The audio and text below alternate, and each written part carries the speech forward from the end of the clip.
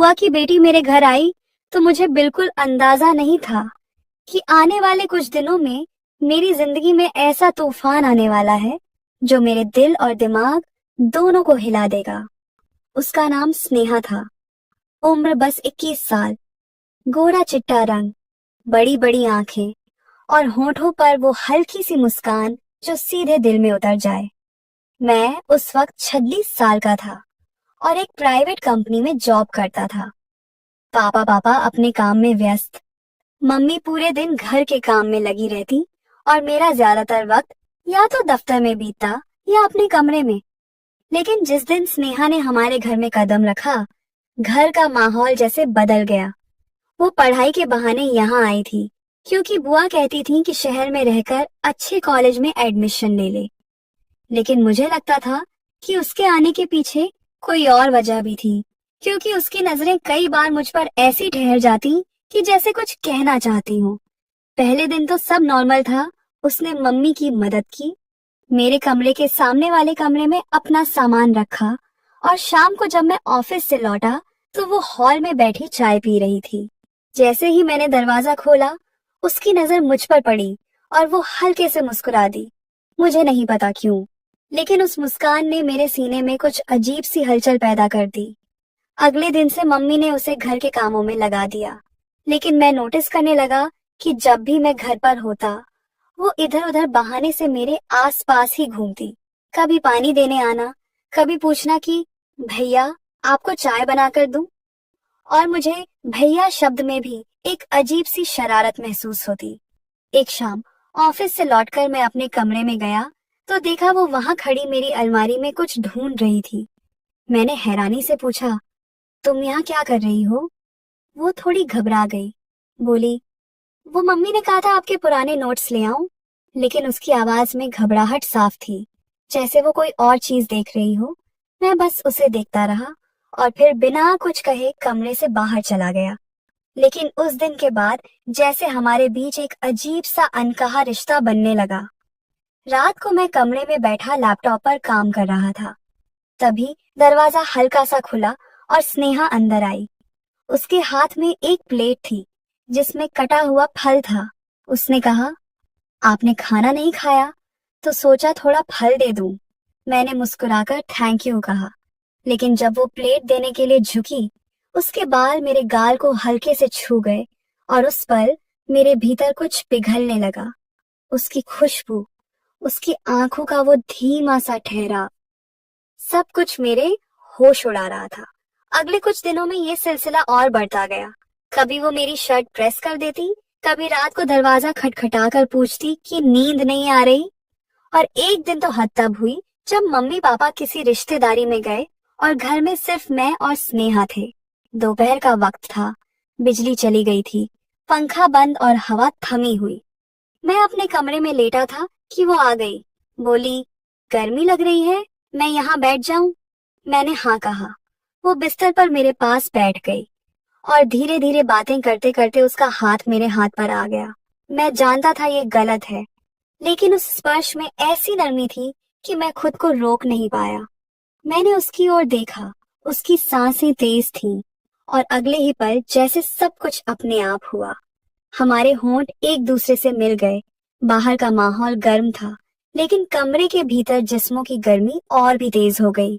और उस दिन जो शुरू हुआ, वो सिर्फ एक लम्हे का बहकाव नहीं था, बल्कि एक ऐसे रिश्ते की शुरुआत थी जो मोहब्बत, जुनून और एक खतरनाक राजब से भरा था, जिसे अगर मम्मी पापा जान जाते तो शायद सब कुछ बिखर जाता। उस दिन के बाद हमारे बीच जैसे कोई दीवार ही नहीं बची थी। मैं जानता था कि ये रिश्ता गलत है, समाज इसे कभी स्वीकार नहीं करेगा, लेकिन स्नेहा के साथ बिताए वो लम्हे मेरे लिए किसी नशे से कम नहीं थे। वो नशा जो एक बार चढ़ जाए तो उतरना नामुमकिन हो। अगले ही दिन जब मम्मी पापा लौटे तो हमने दोनों ने जैसे कुछ हुआ ही नहीं ऐसा दिखाने की कोशिश की, लेकिन हमारी आंखों में जो चमक और होंठों पर जो छुपी छुपी मुस्कान थी, शायद वो सिर्फ हम ही पढ़ सकते थे। अब हमारे बीच एक अजीब सा खेल शुरू हो गया था। दिन में हम बिल्कुल सामान्य रहते, लेकिन जैसे ही रात होती, हम किसी न किसी बहाने अकेले हो ही जाते। एक रात मैं अपने कमरे में किताब पढ़ रहा था, तभी हल्की सी दस्तक हुई। मैंने दरवाजा खोला तो सामने स्नेहा थी। उसने उंगली होठों पर रखी और चुपचाप अंदर आ गई। दरवाजा बंद किया और बिना कुछ कहे मेरे गले लग गई। उसकी सांसें तेज थीं, दिल जोर जोर से धड़क रहा था। मैं भी उसे कसकर पकड़ लिया। फिर उसने मेरे कान में फुसफुसाकर कहा, आज मैं खुद को रोक नहीं पाऊंगी। और सच में उस रात उसने खुद को पूरी तरह मेरे हवाले कर दिया। हमारे जिस्म ऐसे मिले जैसे बरसों से एक दूसरे के लिए तरस रहे हों। उसके नाखून मेरी पीठ में धंसते, उसकी हल्की सी सिसकियां और मेरे सीने पर उसकी पकड़। हर चीज मेरे अंदर एक ज्वालामुखी भड़का रही थी। लेकिन इस सबके बीच मैं नोटिस कर रहा था कि कई बार उसकी आंखों में एक अजीब सी बेचैनी और डर झलकता था, जैसे वो मुझसे कुछ छुपा रही हो। एक दिन मैंने उससे पूछा, स्नेहा, क्या बात है, तुम्हारे अंदर कोई डर है क्या? वो मुस्कुराई और बोली, अभी नहीं, सही वक्त आने पर सब बता दूंगी।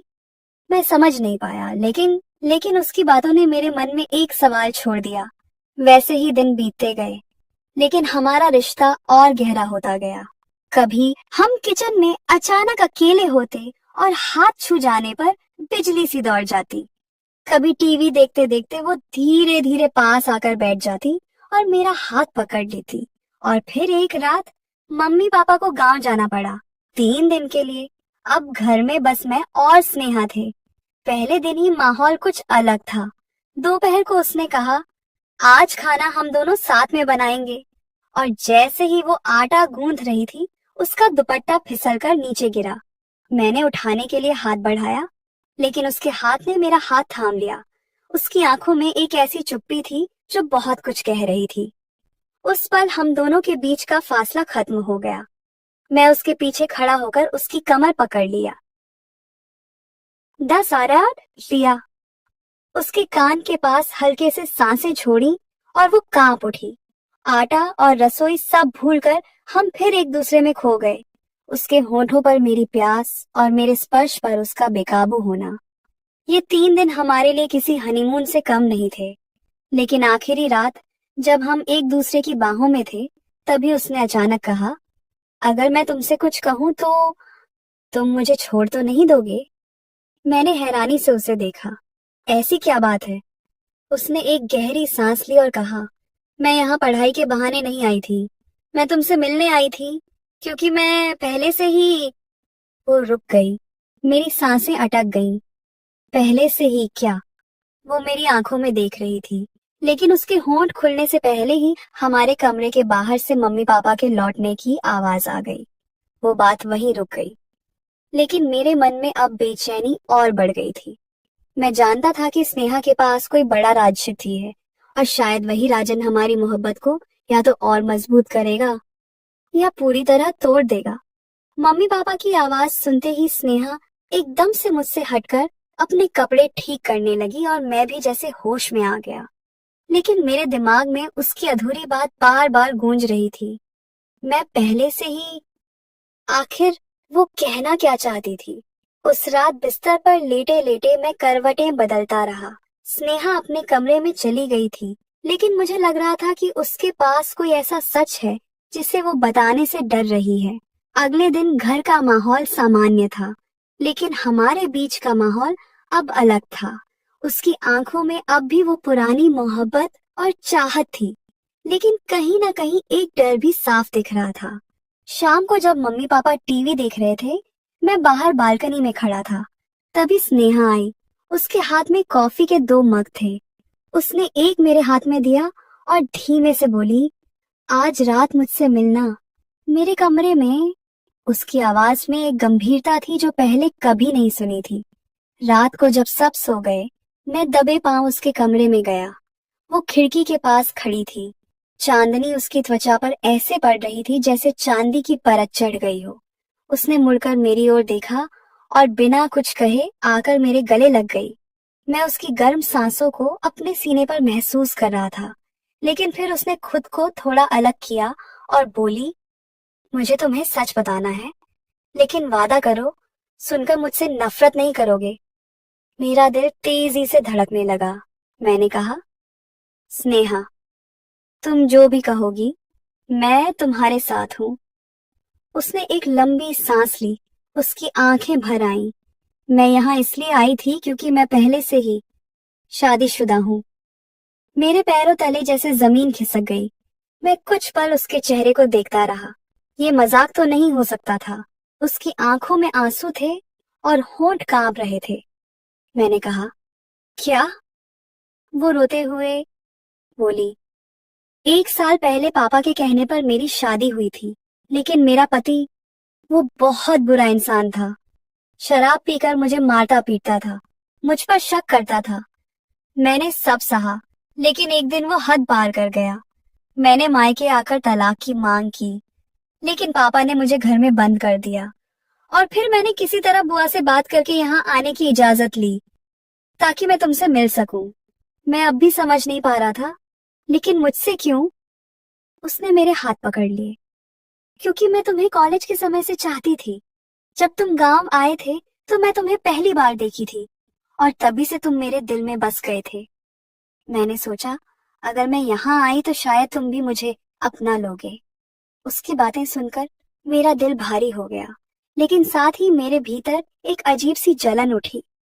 वो पहले किसी की पत्नी रह चुकी थी, ये सोचकर एक कसक हुई, लेकिन उसकी आंखों में सच्चाई और उसकी पीड़ा ने मेरे सारे सवाल दबा दिए। मैंने उसे अपनी बाहों में भर लिया और कहा, तुम अब मेरे साथ हो, बाकी कुछ मायने नहीं रखता। उस रात हम दोनों ने ऐसे एक दूसरे को थामा जैसे कल ना हो।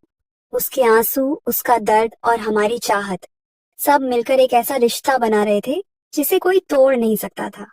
लेकिन मुझे अंदाजा नहीं था कि स्नेहा का अतीत इतना आसान नहीं है, और उसका वो पति, वो उसे ढूंढते ढूंढते हमारे शहर तक आ चुका है। उस रात के बाद हमारे बीच कोई झिझक नहीं रही। हम अब सिर्फ जिस्मानी नहीं, बल्कि दिल से भी एक दूसरे के साथ बंध चुके थे। लेकिन स्नेहा के अतीत का साया अब भी हमारे आसपास मंडरा रहा था। अगले ही हफ्ते अजीब घटनाएं शुरू हुई। कोई घर के बाहर खड़े होकर घंटों देखता, गली के कोने पर एक बाइक वाला रोज शाम को आता और उसी वक्त गायब हो जाता।